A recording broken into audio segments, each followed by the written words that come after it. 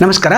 Sadananda ಬಾಬ್ನ YouTube ವಾಹಿನಿಗೆ ಸ್ವಾಗತ. ಸರ್ಕಾರಿ ವಸತಿ ನಿಲಯಗಳಲ್ಲಿ ಈ ಬಾರಿ ಪ್ರಕ್ರಿಯೆ ಏನು ವಸತಿ ನಿಲಯಗಳಲ್ಲಿ ವಿದ್ಯಾರ್ಥಿಗಳೇನು ಪ್ರವೇಶಾತಿ ಇತ್ತು, ಅದು ಚೆನ್ನಾಗಿ ಮುಕ್ತಾಯಗೊಂಡಿದೆ ಸರ್ಕಾರದ ನಿಯಮಾವಳಿಯಂತೆ.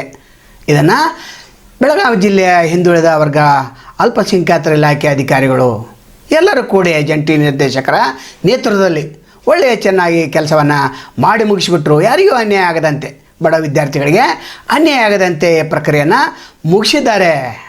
ಇನ್ನು ಭೀಮಪ್ಪ ಗಡದವರ ಮೇಲಿನ ಮೇಲೆ ಈ ಇಲಾಖೆ ಮೇಲೆ ಆಪಾದನೆಯನ್ನು ಮಾಡ್ತಾ ಇದ್ದಾರೆ. ಕೇವಲ 134 ವಿದ್ಯಾರ್ಥಿಗಳಿಗೆ ಹೆಚ್ಚಿಗೆ ತೆಗೆದುಕೊಂಡ್ರೆ ಅಂತ ಹೇಳ್ತಾ ಇದ್ದಾರೆ. ಇದು MP ಗಳು ಮತ್ತು MLA ಗಳು ಕೊಟ್ಟಂಥ ಶಿಫಾರಸು ಪತ್ರಗಳ ಮೇಲೆ ಇದರ ನೇಮಕಾತಿ ಆಗಿದೆ ಅನ್ನೋದು ಇವ್ರಿಗೆ ಗೊತ್ತಿಲ್ಲ. ಸರ್ಕಾರ ಕೂಡ ಯಾರಿಗೂ ನೊಂದ ವಿದ್ಯಾರ್ಥಿಗಳಿಗೆ ಅನ್ಯಾಯ ಆಗಬಾರ್ದು ಅಂತ ಹೇಳಿದರು. ಆ ಪ್ರಕಾರ ನಡ್ಕೊಂಡಿದ್ದಾರೆ. ಹಿಂದೆ ಬಬಲಿ ಅವರಿದ್ದರು, ಅವರು ಕೂಡ ಚೆನ್ನಾಗಿ ಕೆಲಸವನ್ನು ಮಾಡಿದರು. ಗಡದವರ ಮೇಲೆ ಆಪಾದನೆ ಮಾಡಿದಂಥವ್ರನ್ನ ವರ್ಗಾವಣೆ ಮಾಡಿದರು. ಈಗ ಶಿಂತ್ರಿ ಅವರು ಬಂದಿದ್ದಾರೆ. ಶಿಂತ್ರಿ ಅವರು ಕೂಡ ಅತ್ಯುತ್ತಮ ಅಂತ ಕೆಲಸವನ್ನು ಮಾಡ್ತಾ ಇದ್ದಾರೆ. ಭೀಮಪ್ಪ ಗಡದವರು ದೊಡ್ಡ ದೊಡ್ಡ ತಿಮಿಂಗಲಗಳನ್ನು ಬಿಟ್ಟು ಇಂಥ ಚಿಲ್ಲರೆ ಅಧಿಕಾರಿಗಳ ಮೇಲೆ ದಬ್ಬಾಳಿಕೆನ ಮಾಡೋದನ್ನು ಮೊದಲು ನಿಲ್ಲಿಸಬೇಕು. ITI ಕಾರ್ಯಕರ್ತರು ಸರ್ಕಾರದ ಮೇಲೆ ಒತ್ತಡ ತಂದು ಬೆಳಗಾವಿ ಜಿಲ್ಲೆಗೆ ಹೆಚ್ಚು ವಸತಿ ನಿಲಯಗಳನ್ನು ತಂದುಕೊಡುವಂಥ ಪ್ರಯತ್ನವನ್ನು ಮಾಡಬೇಕು. MP ಗಳಿಗೆ ಬುದ್ಧಿವಾದ ಹೇಳಿ ನವೋದಯ ಶಾಲೆಗಳನ್ನು ತರುವಂಥ ಪ್ರಯತ್ನವನ್ನು ಇವರು ಗಡದವರು ಮಾಡಬೇಕು. ಇನ್ನು ಇಲ್ಲಿ ಗೋಲ್ಮಾಲ್ ಆಗಿದೆ ಅಂತೇಳಿ ಸುಳ್ಳು ಸುದ್ದಿಯನ್ನು ಹಬ್ಬಿಸ್ತಾ ಇದ್ದಾರೆ. ಇಲ್ಲಿ ಎಲ್ಲವೂ ಚೆನ್ನಾಗಿ ನಡೆದಿದೆ. ಇನ್ನು ಬಸವರಾಜ ಕುರಿಹುಲಿ ಅವರು ಎಷ್ಟೇ ಏನು ಅಧಿಕಾರಿಗಳಿದ್ದಾರೆ, ಪರಿಶಿಷ್ಟ ಜನಾಂಗ ಕಲ್ಯಾಣ ಅಧಿಕಾರಿಗಳಿದ್ದಾರೆ. ಅವರು ಕೂಡ ಅತ್ಯುತ್ತಮ ಅಂತ ಕೆಲಸವನ್ನೇ ಮಾಡಿದ್ದಾರೆ. ಯಾವುದೇ ಒತ್ತಡಕ್ಕೆ ಮನೆ ಇದೆ. ಈ ಎಲ್ಲ 3 ಜನ ಅಧಿಕಾರಿಗಳು ಒಳ್ಳೆಯ ಕೆಲಸವನ್ನು ಮಾಡುತ್ತಾ ಈ ಇಲಾಖೆಗೆ ಒಳ್ಳೆಯ ಹೆಸರನ್ನು ತಂದು ಕೊಟ್ಟಿದ್ದಾರೆ.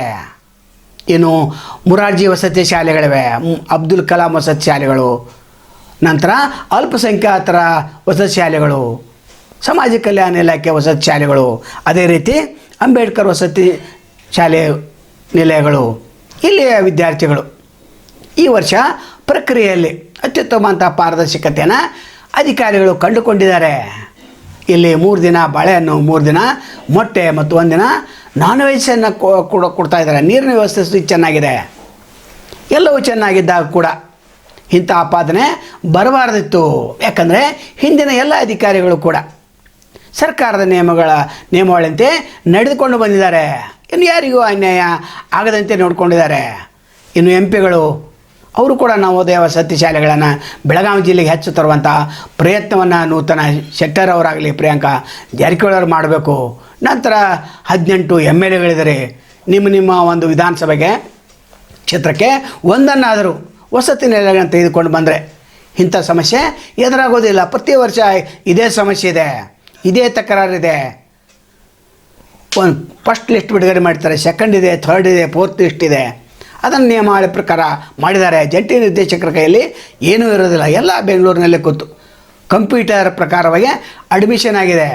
ಒಟ್ಟಾರೆ ನೊಂದ ವಿದ್ಯಾರ್ಥಿಗಳೇ ಈ ಸಲ ಸಂಪೂರ್ಣವಾಗಿ ನ್ಯಾಯ ಸಿಕ್ಕಂತಾಗಿದೆ. ಈ ಸಮಾಜ ಕಲ್ಯಾಣ ಇಲಾಖೆ ಅಧಿಕಾರಿಗಳಲ್ಲಿ ಬಸವರಾಜ ಕುರಿಹುಲಿ ಅವರು ಅತ್ಯಂತ ವಿನಯವಂತ ಅಧಿಕಾರಿ ಅಂತ ಅನಿಸ್ಕೊಂಡಿದ್ದಾರೆ. ಯಾರೇ ಅವ್ರ ಕಚೇರಿಗೆ ಹೋಗಲಿ, ಯಾರೇ ಬಡ ವಿದ್ಯಾರ್ಥಿ ಹೋಗಲಿ, ಅವರ ಕಷ್ಟಗಳಿಗೆ ಸ್ಪಂದನೆ ಮಾಡ್ತಾರೆ. ಯಾರೋ ಒಬ್ಬರು ಇವರನ್ನು ಎತ್ತಂಗಡಿ ಮಾಡೋ ಸಲುವಾಗಿ ಈ ವಿಷಯನ ಹಬ್ಬಿಸಿರಬಹುದು.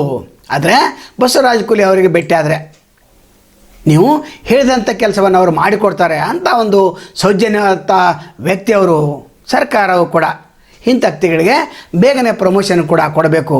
ಒಟ್ಟಾರೆ ವಸತಿ ನಿಲಯಗಳು ಈ ಬಾರಿ ಪಾರದರ್ಶಕತೆಯಿಂದ ಕೂಡಿವೆ. ಎಲ್ಲಿ ಅಮೌಂಟ್ ಆಗಲಿ ಏನಾಗಲಿ ಯಾವುದೇ ವ್ಯವಹಾರ ನಡೆದಿಲ್ಲ. ನಾಳೆ ಮತ್ತೊಂದು ತಮ್ಮನ್ನು ಭೇಟಿಯಾಗ್ತೇವೆ. ಅಲ್ಲಿವರೆಗೆ ಎಲ್ಲಿ ಶುಭಾಗಲಿ. ನಮಸ್ಕಾರ.